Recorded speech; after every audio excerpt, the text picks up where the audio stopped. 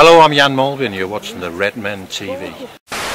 You have this appreciation as well for the history. I know you're good friends with so many of the ex-players. Kenny Dalglish, of course, back on board again. That was always something that you were very pointed about when you came in, that the door will always be open for him, and of course that appreciation for what you need to achieve, married with what the club have achieved in the past as well.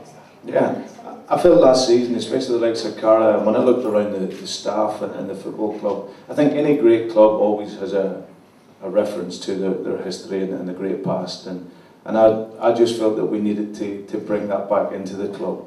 You know, the likes of, as I said, Steve McManaman is working now with the kids at the club, and likes of Robbie Fowler, Rob Jones is back in as well, and obviously Kenny coming back, who's, as I said, as a statesman of the club.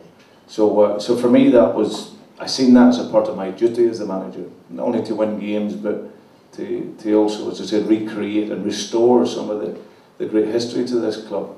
I keep getting reminded that I haven't changed the corner flags yet.